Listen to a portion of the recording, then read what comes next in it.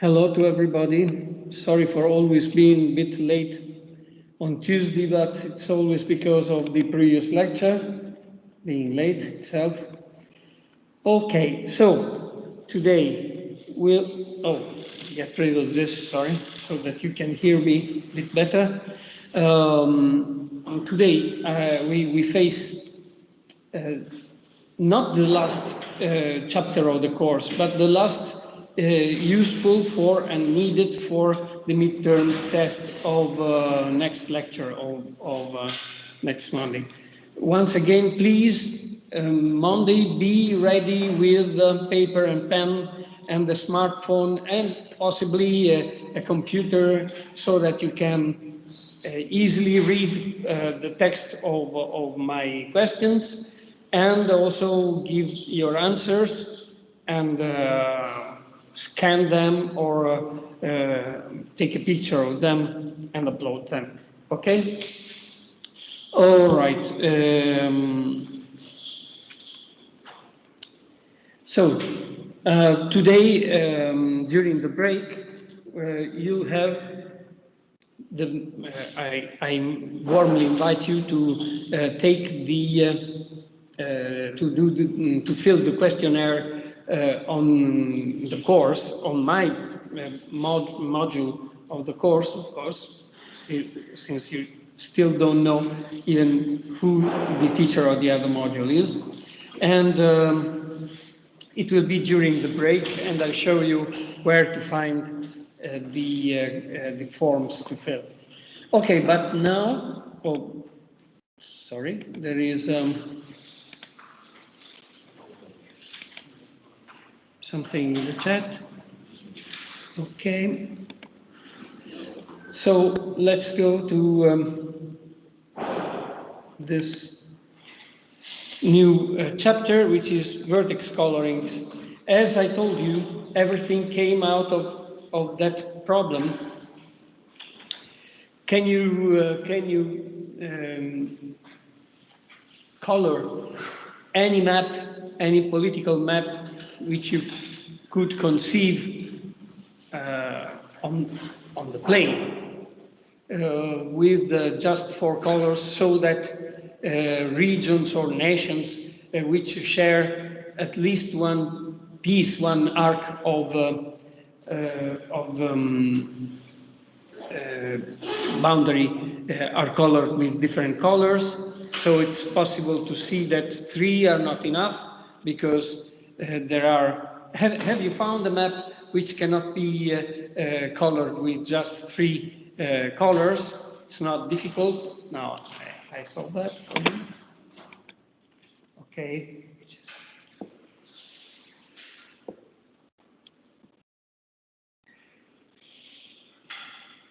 This is a map which needs 4 colors, 1, 2, 3, and 4, okay, which corresponds by what is called the Whitney dual to what I said is the current technique for facing this very old problem, which is take one point inside each region and draw an edge between 2 points across each boundary, okay, not each piece of boundary, but join 2 vertices if they correspond to neighboring regions. Okay, so the problem becomes, can you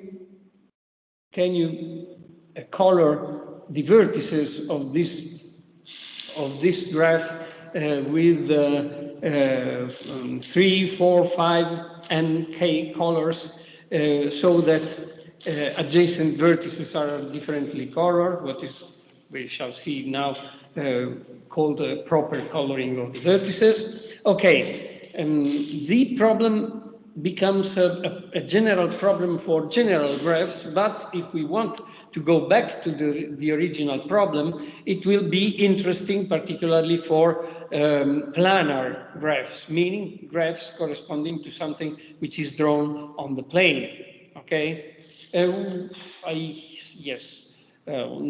Next week, in the very last lecture, I'll be able to tell you about planarity what we know, and we actually know quite a lot about which graphs can be drawn on the plane without spurious intersections of the edges and which not. Okay, and the idea was, okay, so let's think of vertex coloring in a general graph and see whether for planar graphs you get that 4 is always enough or not. Okay, and as I told you at the beginning of the end of the 19th, beginning of the 20th century, there was somebody, a certain Kempe, who thought, well, everybody thought that he had solved the problem, but it was not actually true. So the problem was at the origin of very many attempts, but not only attempts. Eventually, the original problem was dismissed because very interesting problems came out of this for the pure idea of vertex coloring without necessarily a reference to the original 4-color problem. Okay, the interesting thing is that it was solved, and positively, actually 4 colors suffice, and but that was proved, and you'll see in this very chapter, it will be in a footnote, because the theorem was proved exactly while the book was going to print. To press, and so they had to immediately and suddenly add some footnotes to say, oh, it has been proved, but it was proved in a horrible way, which we don't like. It is the first of a small series of problems that you can state very easily, but which require a very cumbersome type of proof. And this was the worst one, in the sense that it was proved with a case enumeration, which in general is the worst mathematical technique.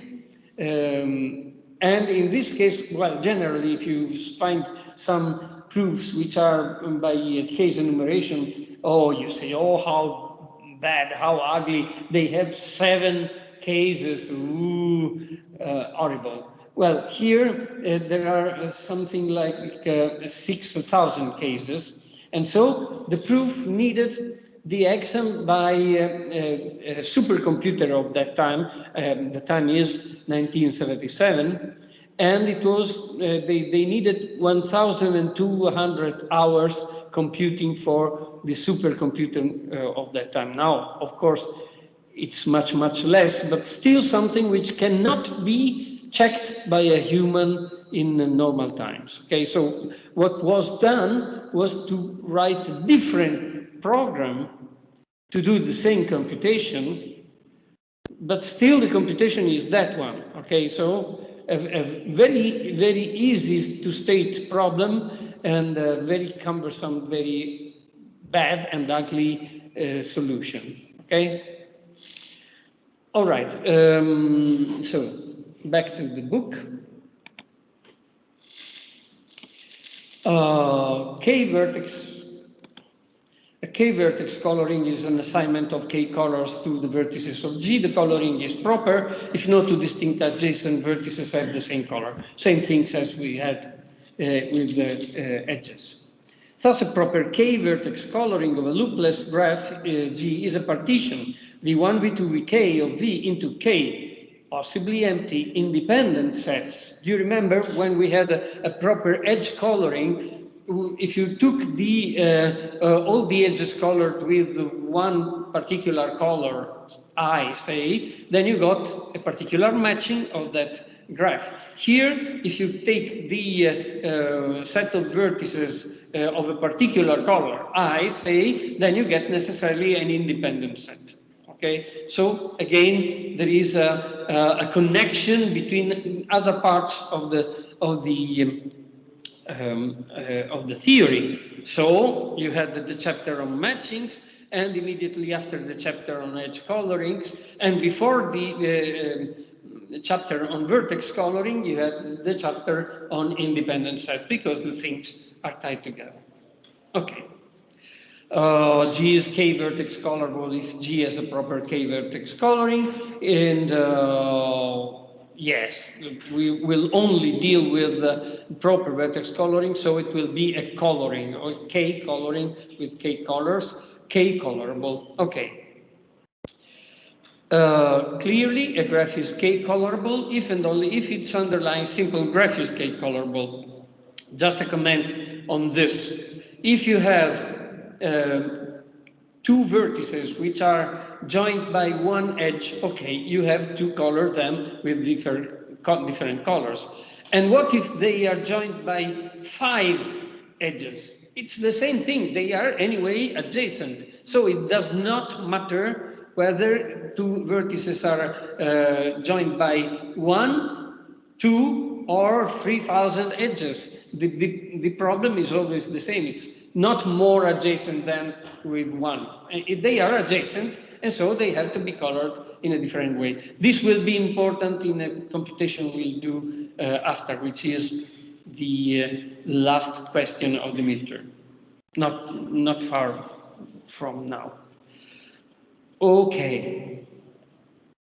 So we shall restrict ourselves to simple graphs, because the problem for graphs with, well, if you have loops, then you cannot color. It's done. No possible color if you have a loop. No possible coloring, because you should color a vertex in a different way from itself. So if you have a loop, end of the game. So simple graphs, why simple? Because we ignore multiple edges. Instead of multiple edges, we just replace just one of the edges between two given vertices. Okay? A simple graph is one colorable if and only if it's empty. So no edges, and then you can use just one color. But as soon as you have an edge, the two ends of that edge need two different colors. Okay? It's the usual thing. You engineers don't understand, but we mathematicians love to say silly things at the beginning. Okay? But to get rid of the easy parts, okay, and then dive into the difficult ones. Not that easy, not that stupid is the problem of two colorability, because it is another way of saying that your graph is bipartite. What is bipartiteness? It means that you have can split the set of vertices into two sets X and Y, covering all the vertices, so that each edge has exactly one end in X and one end in Y. But then this means that X will be the set of colors of vertices colored 1, and Y the set of vertices colored 2. Okay, so two colorability if and only if bipartiteness.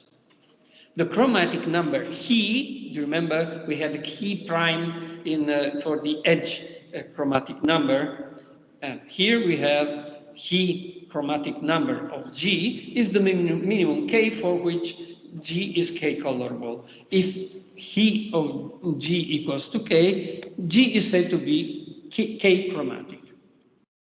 A 3-chromatic graph is in 8.1 here, a graph that we have seen other times. Okay, this is a vertex, all right, and so this is 3-chromatic. It's not possible to color it with 2. It is not very well seen. Odd cycles. Okay, sorry. And okay. Here we need this idea of K critical, which is not terribly easy to understand. We don't need it very much, but still I want to show an idea like this because I want you to adapt to this idea of maximality or minimality with respect to a property. Okay. A special class of graphs of interest is the one of critical graphs. We say that the graph G is critical if he of H is less than he of G for every proper subgraph H of G. Meaning what? Meaning that, let's do the mathematicians. You start with the graph. Are you sure that you are, if you take away edges, you are diminishing your he? Of course, because at the very end, when you have taken, when you have deleted all of the edges, you are left with one chromatic graph. Okay, one color is enough for coloring it. So, and also, if you have a graph which is 5 chromatic, say, if you take away, if you delete an edge, can the chromaticity increase? Could you need more colors? No, because if two vertices, two adjacent vertices in the original graph were already colored with different colors, if you take away that edge, okay, they remain of different colors, no problem. They are not compelled to have the same color or something like that. They can be of different colors even if they are not adjacent, okay? So taking away edges cannot increase the needed number of colors, but eventually decreases it. Are we sure?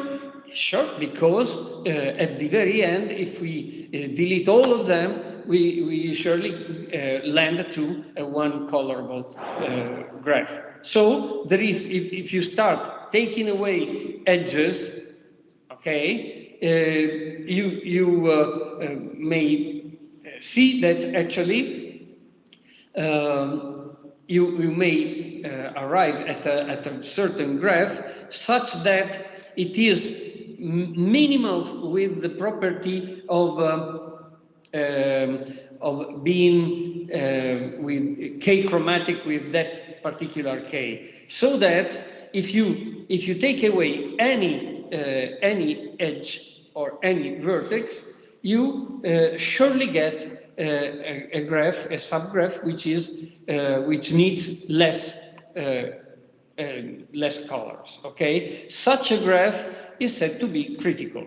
Okay, if it is such that if you dare taking away anything from it, then you get a graph which needs less colors, a smaller number of colors. Okay, a K-critical graph is one that is K-chromatic and critical. Every K-chromatic graph has a K-critical subgraph. Okay, a critical graph is shown in 8.2. Okay, so it's not particularly easy to write a 4 critical graph, but can you write a 3 critical graph, for instance,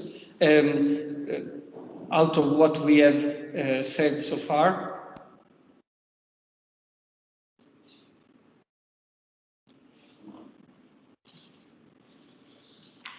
Oh, is this? Oh my God.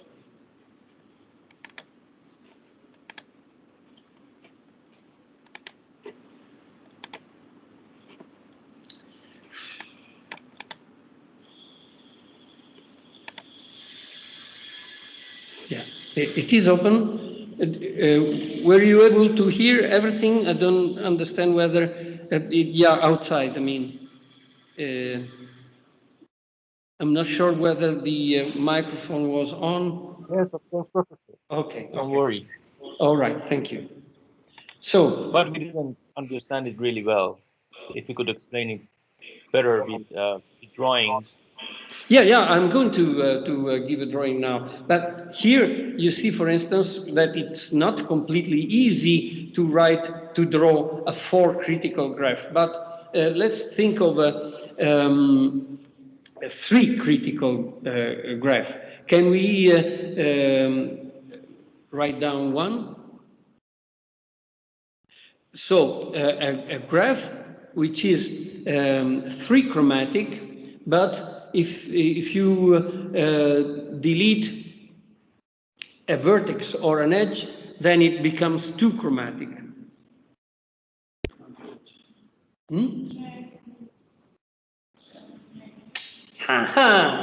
Not only the lady has found one, but has found the simplest one which can be of that type. Aha, very good, very good. This is a 3 critical graph. Why? Because obviously it needs 3 colors, okay? And as soon as you delete anything, well, if you delete a vertex, of course, but if you delete an edge, then you just need 2 colors, because you can put color 1, color 2, and again color 1 here. Okay? So this is the smallest critical, 3 critical graph that you can draw. Okay? This is the idea of critical. Very well understood. Why did you take engineering? You could have taken mathematics.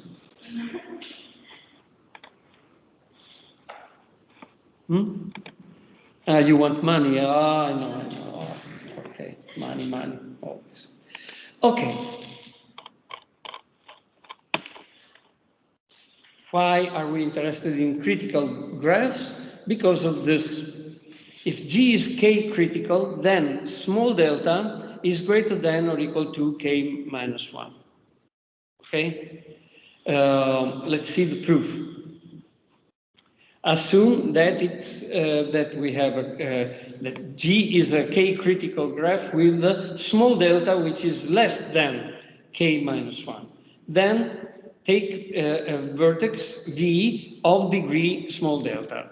Such a vertex must be there because small delta means the smallest degree that you have in the graph. So there is at least one vertex V with exactly that degree. Okay. Since G is K critical, what does that mean? That if you take away that vertex, as any other vertex, you go to a K minus 1 colorable graph, okay? Okay, so take G away and color with K minus 1 colors what is left in the graph. Let V1, V2, Vk minus 1 be a K minus 1 coloring of G minus V. By definition, V is adjacent to, in G, to small delta less than K minus 1 vertices, okay? And so V is non-adjacent to some, to a vertex of one particular color, okay? But then what happens if you add again that vertex V, you can color it with, you get a K minus 1 coloring of it because it is adjacent to at most K minus 2 vertices with K minus 2 different colors. So you can pick up the last color, okay? And so you would get a K minus 1 coloring, but this is a contradiction. So small delta is greater than or equal to K minus 1. Why can I not show that by a drawing? Because we are doing by contradiction, okay? So we are showing that such a graph, which is K critical, but with the small delta less than K minus 1, it's exactly what we want to show, that it's not possible to have it, okay? Let's see anyway on the lady's graph what this idea is. Okay, the idea is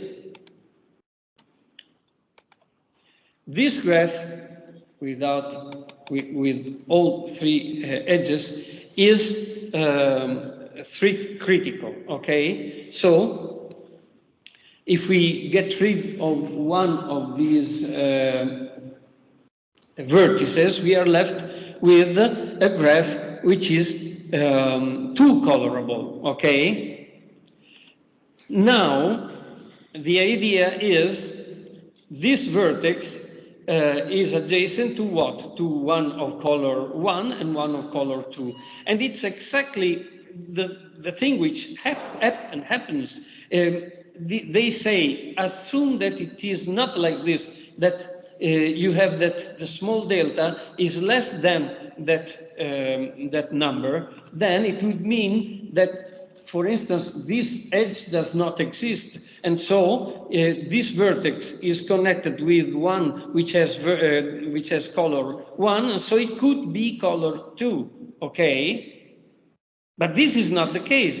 So this is the problem. It is a proof by contradiction. So it shows that what we are asserting in the proof cannot happen, okay? And of course, here it does not happen.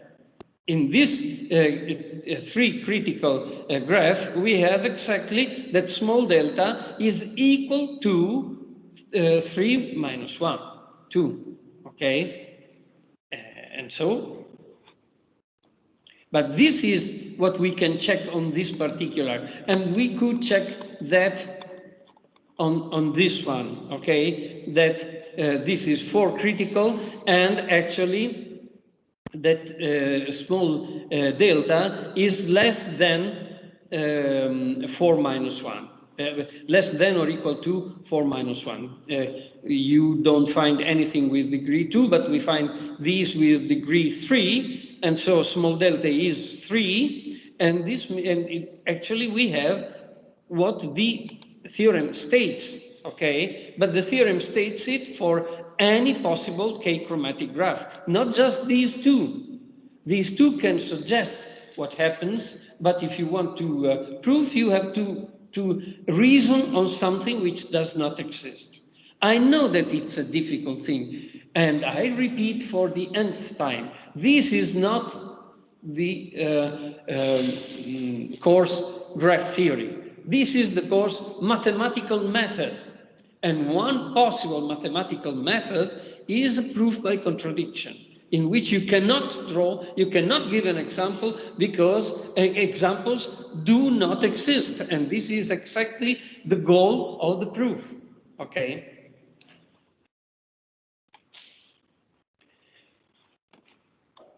Now, corollary of this, for any graph G, he, the chromatic number, is less than or equal to capital delta plus 1.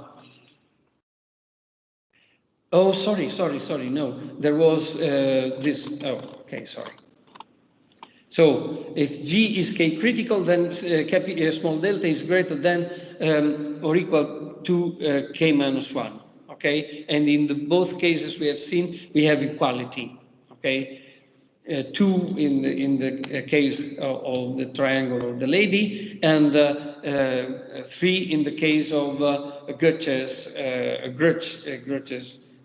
graph. Okay, let's see the first corollary. Sorry, a k-chromatic graph. Every k-chromatic graph has at least k vertices of degree at least k minus 1.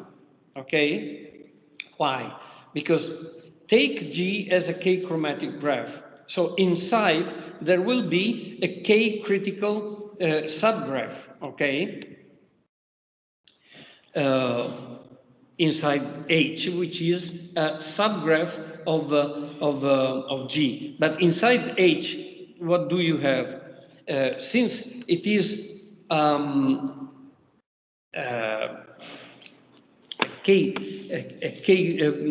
since you have in that critical graph, you have that small delta in H is at least K minus 1, you have that these vertices have at least k minus 1 as degree, okay? But these are degrees, these are edges which are present also in the bigger graph G, okay? And so,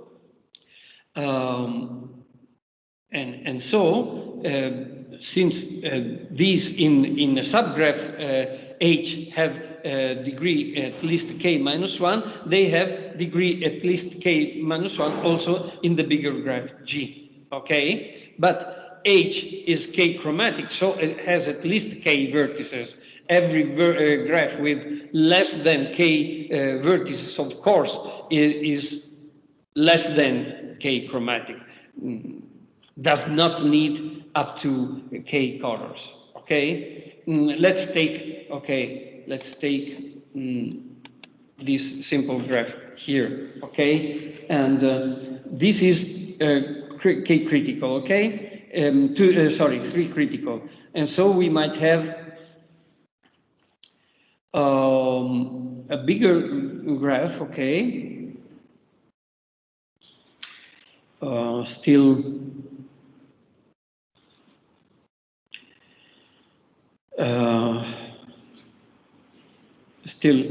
three chromatic, okay, 1, 2, 3, 2, okay, and let's put also this, okay. This is still three chromatic, and what does the corollary say?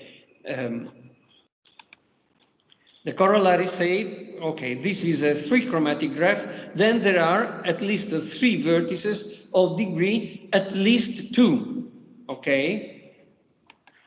And what is the reason? Because inside we have this three critical subgraph H, so this is H, whereas this is G, and inside you have this, which is three critical, and so by the theorem we have seen has in H has at least degree 2 in H, and so it has at least degree 2 also in G, okay, and it has at least three colors because it's three chromatic.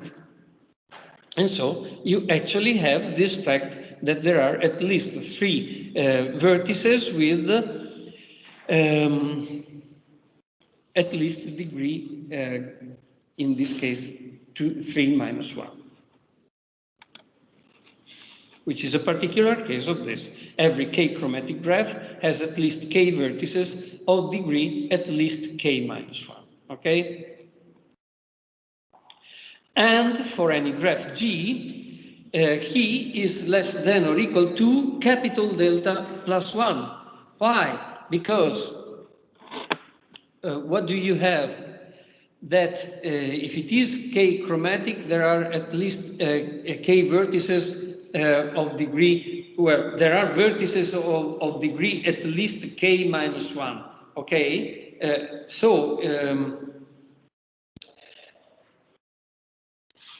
This means that capital delta is greater than k minus 1. Let's write it down. Capital delta is greater than or equal to k minus 1. Okay? But this means that k is less than or equal to capital delta plus 1, which is what the corollary says. Okay? So you see that this idea of going through these particular k-critical graphs has very interesting consequences. In particular, that you have an upper bound for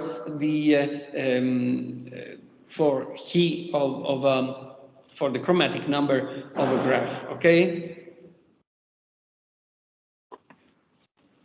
it cannot go to infinity. It has a bound out of the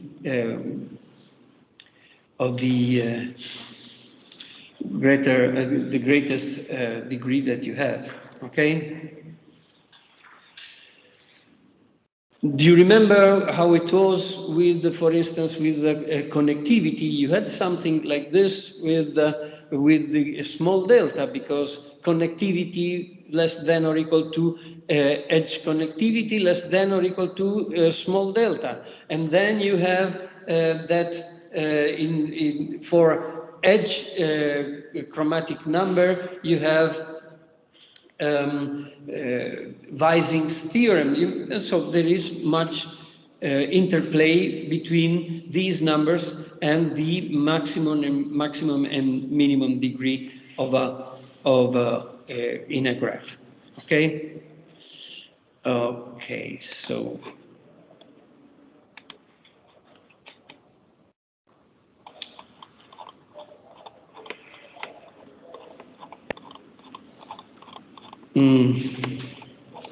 As usual, I skip quite a lot of things.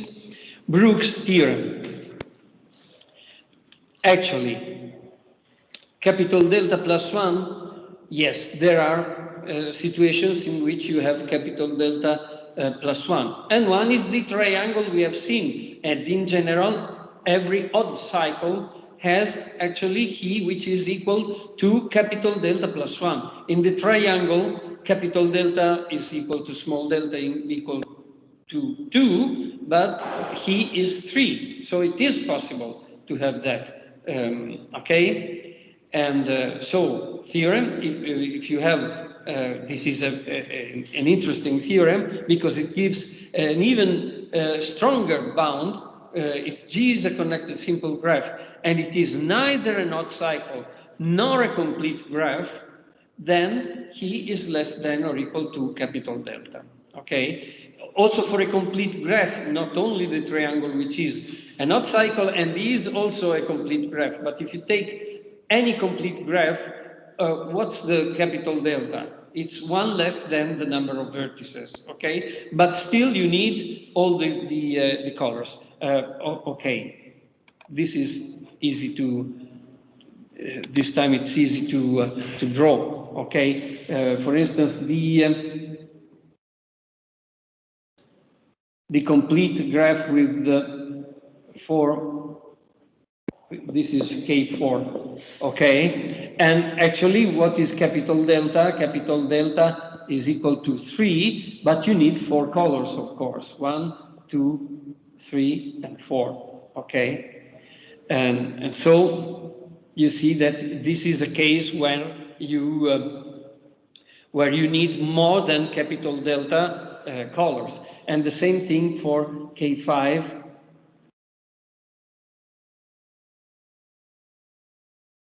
Okay. In this case, of course, you have capital delta, which is 4, one less than the number of vertices, and you need anyway 5 colors.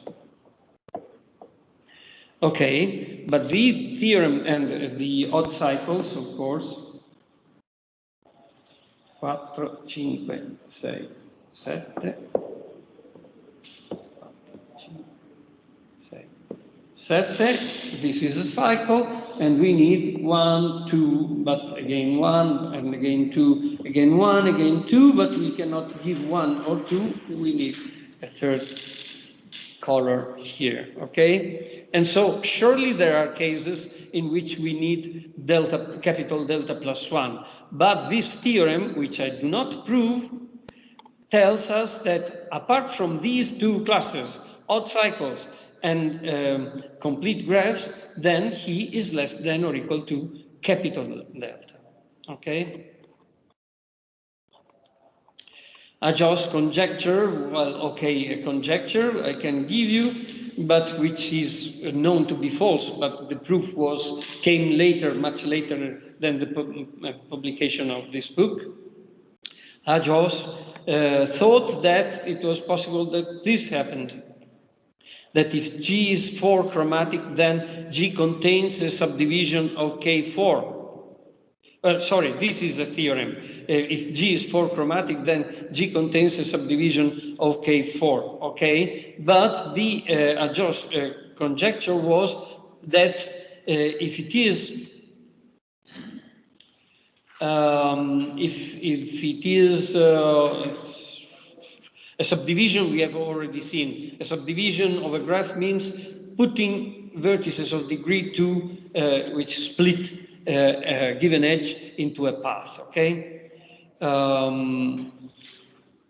The conjecture of Hajós was that if K is K chromatic, if G is K chromatic, then G contains a subdivision of K sub K, okay? But this is not true. It was proved after year 2000. I don't remember exactly when, and it was anyway for K equal to 6 proved to be false, okay?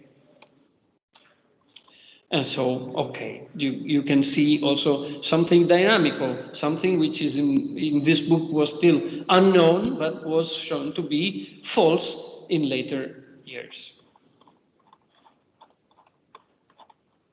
And now we go to the most interesting part, which is also the one for which we will need a procedure, a recursive procedure, which is quite similar to the one we had for computing tau or tau, the number of spanning trees. But in a different way, there is still a recursion, there is a nasty, nasty, nasty presence of a minus sign, and the tricks are completely different, okay? So be careful not to confuse tricks for tau with tricks for the chromatic polynomial. Again, this was something for attacking the four-color conjecture, okay? But it gave rise to a whole branch of combinatorial theory, which did not succeed in proving the four-color conjecture, but was very interesting by itself. Okay. So, fix a graph, okay? Here, I'm very much interested in your understanding of what this function phi k of g means, okay?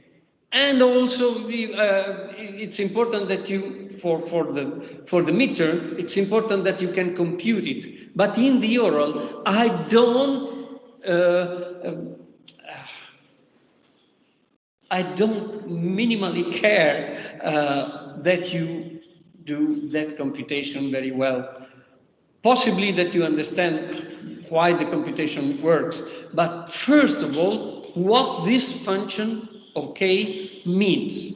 Okay, the idea is the graph is fixed.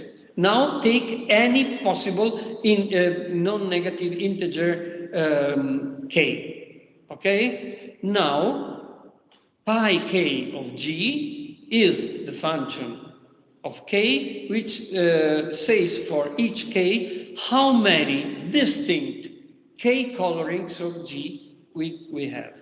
Okay, so pi k of g is greater than 0 if and only if g is k colorable.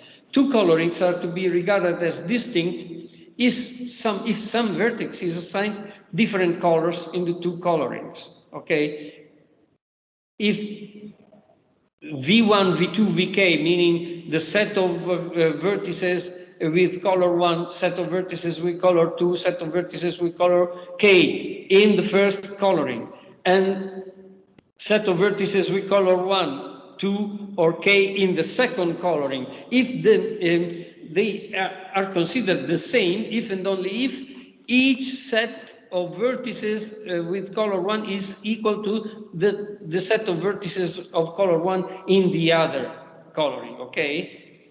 And an example, a triangle has 6 distinct 3 colorings, which are these, okay? 6 distinct in the sense, now I redo it here, okay?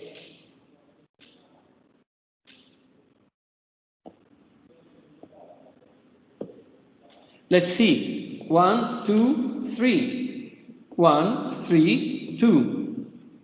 And then I can rotate all this, okay? So 2, 3, 1, 2, 1, 3. And 3, 1, 2, 3, 2, 1. Okay, these are different. Why? Because this vertex A, this vertex B, and this vertex C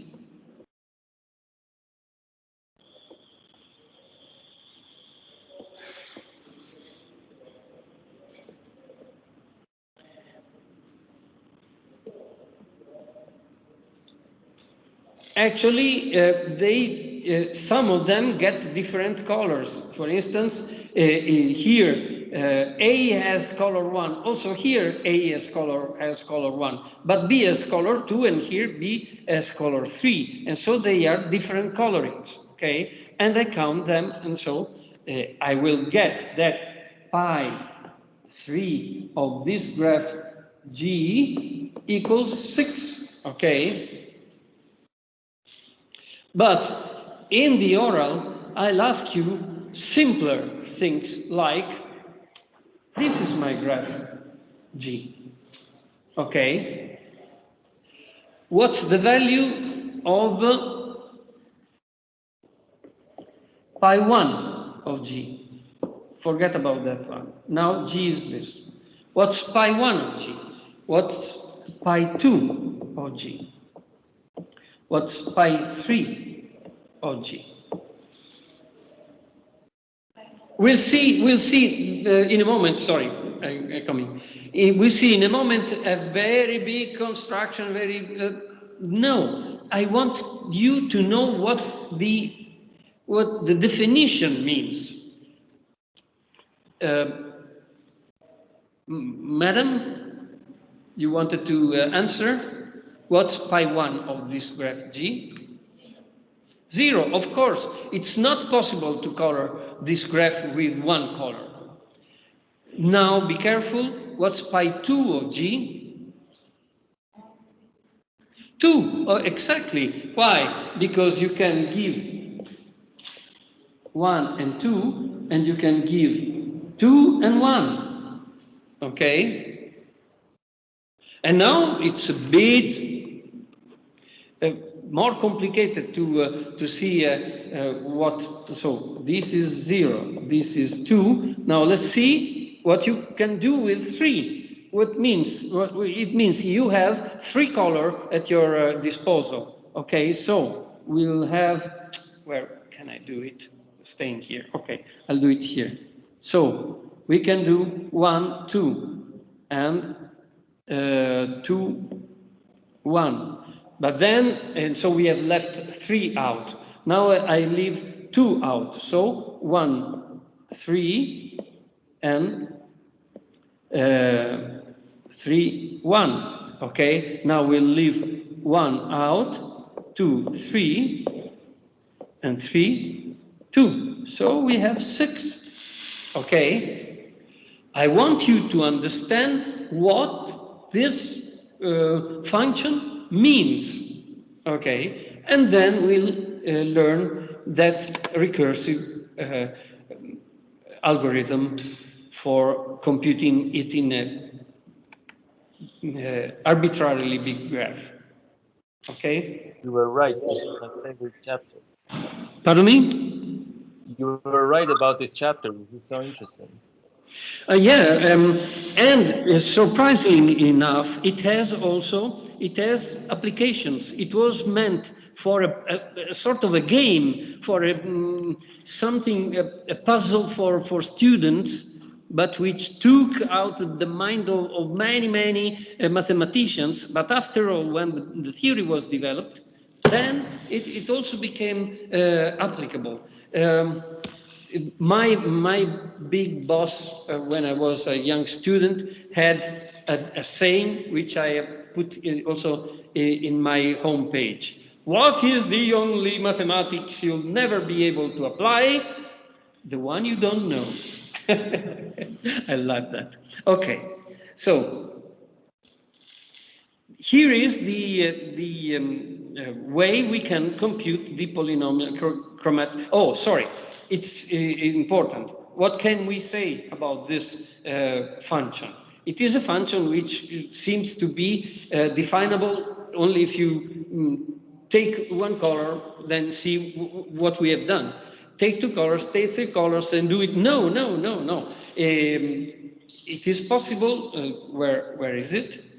Okay, let's read it so that I don't skip anything. If G is empty, then each vertex can be independently assigned any one of the k available colors. Okay, and so in that easy case, again, the mathematical custom starts with very easy things. Okay, no edges present, so you can color independently all vertices. You have k colors available, so k raised to ni. Okay, very easy. On the other hand, if it is complete, how can you do? Well, you have k choices for the first, for any first vertex you choose. For any one of the ones left, you have k minus 1. Choose. Then you have k minus 2 for the next, and so on and so forth. Be careful, Iranians. Iranians, are you present? I don't know why, but among Iranian students, a false way of computing is running, which is a sort of wrong generalization of this thing, okay? This is valid for complete graphs. Something similar is valid for trees. But if you use it for any graph, you are going to write wrong things. So stick to what is in the book, and if you have learned something, it's all right, okay? But be very, very careful with something which is not here, okay, for computing. This idea is very good for a complete graph, but you cannot export it to any other graph. In general, there is a simple recursion, and okay, this is the recursion, but let me say something before. Out of the recursion, I'm going to explain and comment, and also of which we shall see examples. We can prove this, that this function is not a crazy function. It is a polynomial in K of degree ni, the number of vertices, with integer coefficients, with leading term k to the ni with the coefficient 1, and constant term 0. Furthermore, the coefficients of pi k of g alternate in sign. It is possible to show all this, and it's not difficult, but we shall not do it. But think of how regular is mathematics also in this case. You have that these things absolutely always hold for this function. First of all, it's not a strange function, it is a polynomial, and you know these things. So when you'll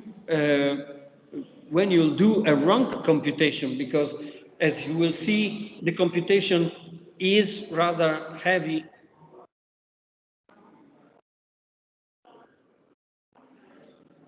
What's that? Hello?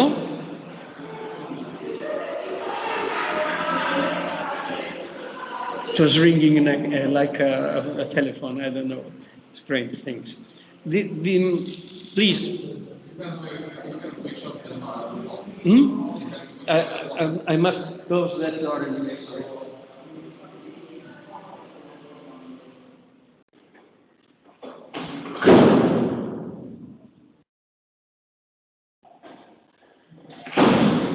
Sorry, again? You can switch off the phone.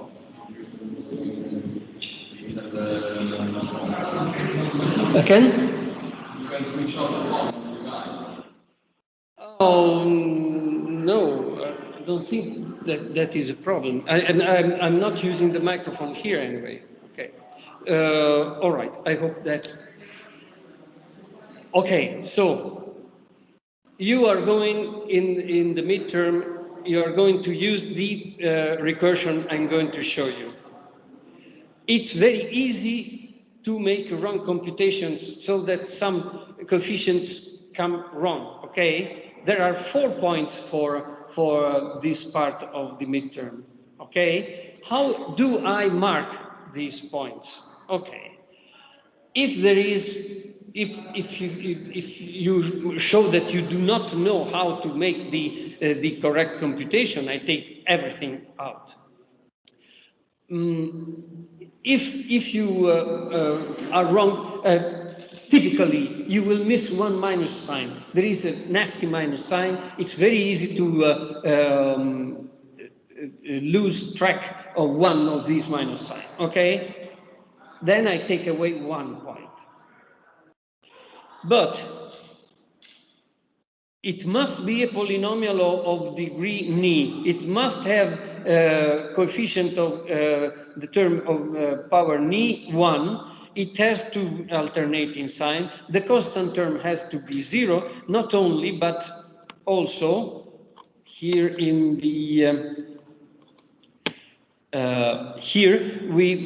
the coefficient of k raised to ni minus 1 must be minus the number of edges. If these things are not satisfied, then you should know that your computation is wrong. And if you write wrong computation because it should be minus 7 and instead I get minus 5, okay, minus 1 point. But if you write, if you have 7 edges and you get minus 5 in this position, then everything is taken out, all the 4 points. Because why? Because you have a warning sign. And an engineer has to be very, very attentive to warning signs. Okay? You have a warning sign that something is wrong. Okay? And if you miss it and go on, you're a danger. Okay. Okay.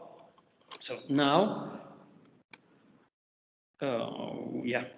Let's see in theory, and after the break, we'll do exercise on that, how we can compute this. Do you remember minus E and contracted on E? Okay. You spot any, you pick up any of the edges, okay? We don't have here loops, as I said. You pick up any of the edges. On one side, you take it away. On the other side, you contract it, okay? Then what happens is that pi k of G equals pi k of G minus E minus pi k of G contracted on E, okay? And this minus will give you troubles, necessarily, okay? Let's see the proof. The proof is interesting because it just works on G minus E. In which sense? Okay, let U and V be the ends of that particular edge E on which we are working. Then consider the possible k colorings of G minus E. And you split into 2 classes. The k colorings, on one side, the k colorings which give the same color to U and V. Remember, E is no more there, okay? So you assign the same color to U and V, okay? And they correspond to k colorings of G contracted on E. And the k coloring for which U and V have different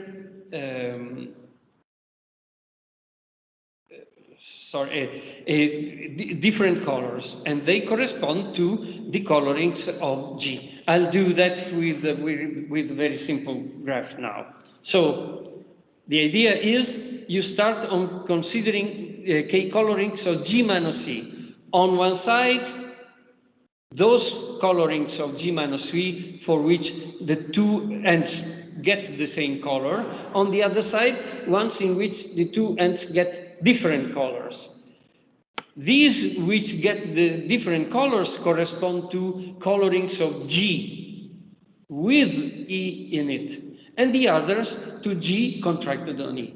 And so you have, well, actually, what you can prove out of this is that pi k of G minus C equals pi k of G plus pi k of G contracted on E. Okay? This is the idea. Okay?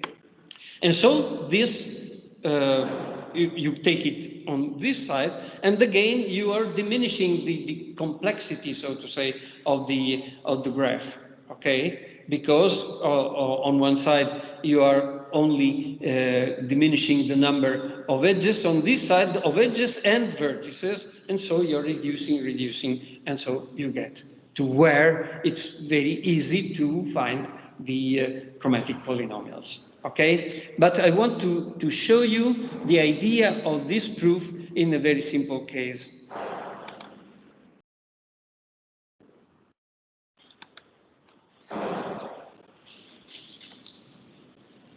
So we are dealing with this graph I used already.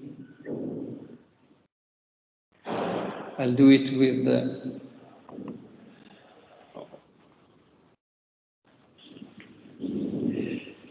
this. So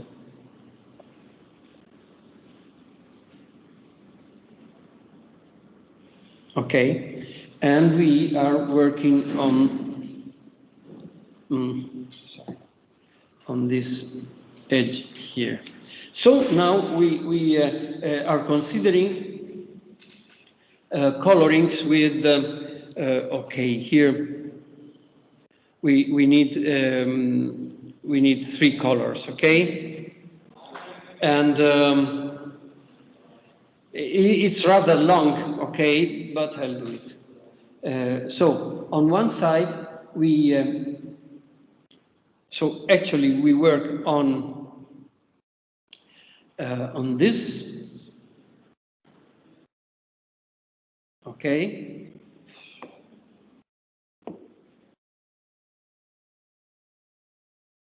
So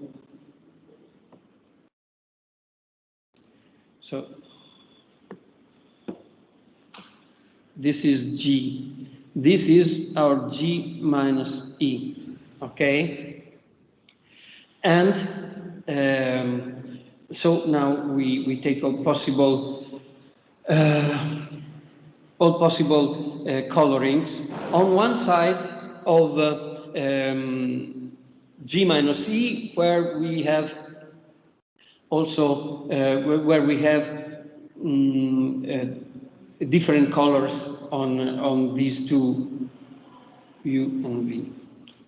U and V. Okay, so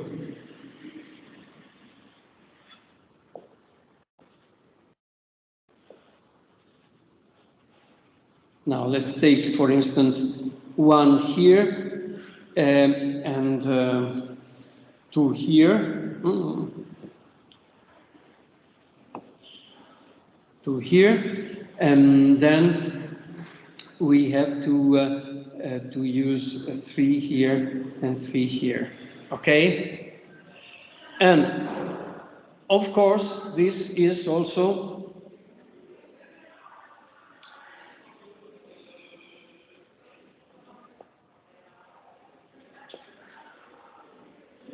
this corresponds to a coloring of this 1, 2, 3, and 3.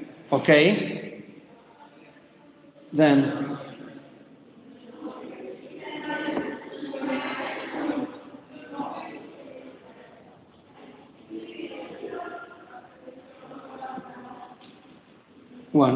one here and 3 here, and we must have 2 here and 2 here, okay? And again, I'm not going to do the same thing here, but you can see that you have out of this also a coloring of the complete, of the real original graph G, okay?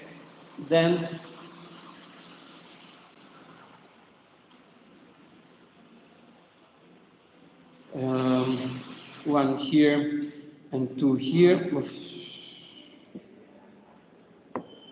and 2 here.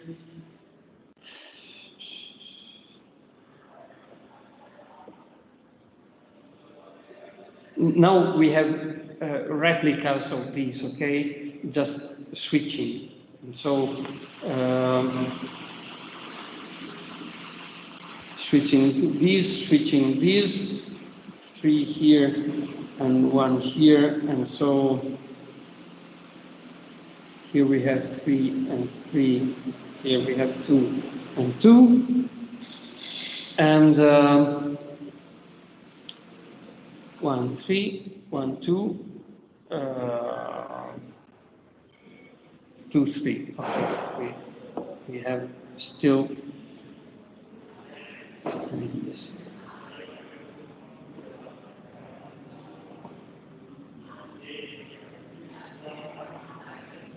Here 2 and here 3 and here 1 and 1, here 3 and here 2 and here 1 and 1. I think that we have all of them, haven't we? Okay, and for each of these we have a corresponding coloring of the original graph G. Okay, I'm not going to do all of them here, but something. This is the same if we have the edge. This is the same if we have the edge. The same if we have the edge. So they are in complete correspondence to the 3 colorings of G itself. Okay, now on this other side, let's do it, but with U and V colored the same way. Okay, and now here I must give you the correspondence. So I'll do it small, small, small. And so here I have 1 and 1, 2 and 3. And what I'm saying is that this is the same of having contracted the edge E. In the sense that we have 2, 3, and 1 here. If we call these A, B, C, and D, then A,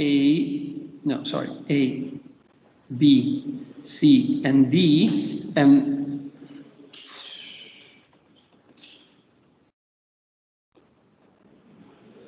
A, B, C, and D. So this is A, this is B, this is C, and this is D, okay?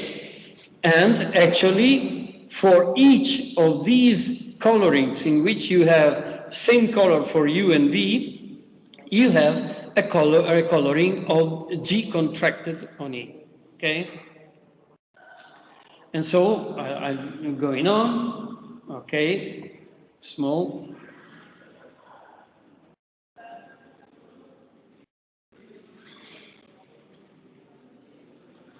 And so 1, 1, and I switch 3 and 2, and you can see that we have 6 things like this.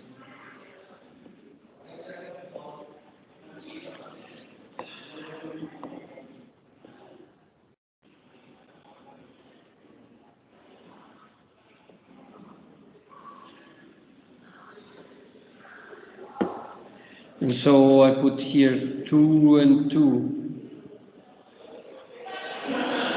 1 and 3, 2 and 2, 3 and 1, 3 and 3, 1 and 2, 3 and 3, 2 and 1. And again you have here, okay, 1, 2 and 3. Here you have 2, 1 and 3. Here you have 2, 3 and 1. Here you have 3, 1 and 2. And finally,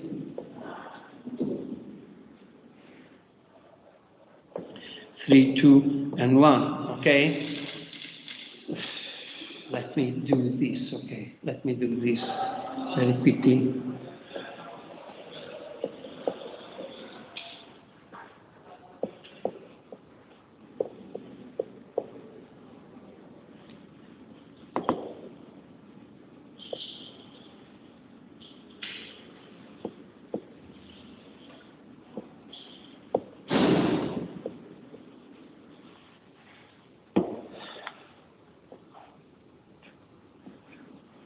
Three, 2, 3,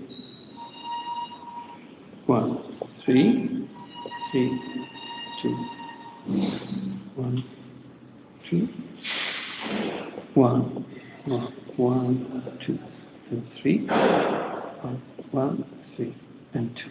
So, as you can see, on one side of all the possible coloring, three colorings of G minus E, on one side you have these, in this particular case, there are 6 of them.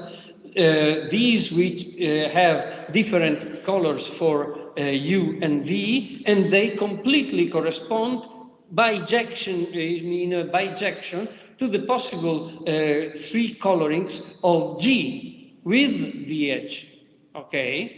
Instead, here we have the ones in which these 2 vertices get the same color, and they are in bijection with the possible, all the possible colorings of G contracted on E, okay?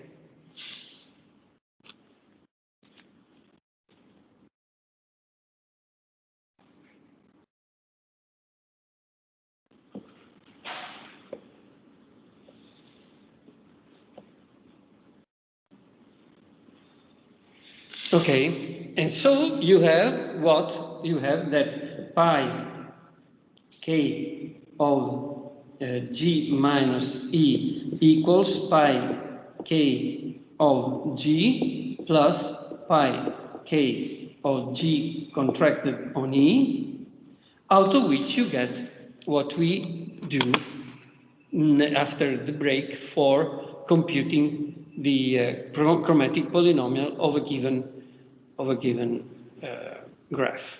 Okay. Now we have our break. It's 23. Now let me open. Here it is. Okay. I do not know how many of you there are in electronics and telecommunications, and so I'll do half and half. Let me see here how many we have.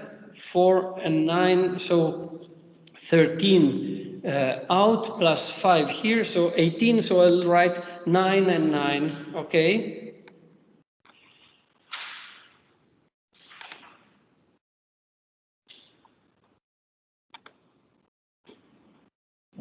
Okay, so I'll write 9.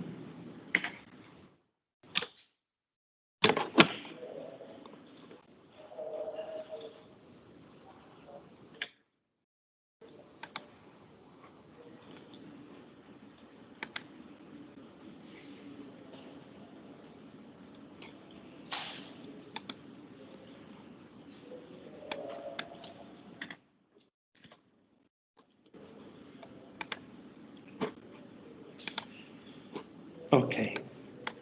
So 15 minutes for your break and for filling this form. It's 24, let's say 25 at 1740. I'll start again. Would you please share the link which we should fit the form in?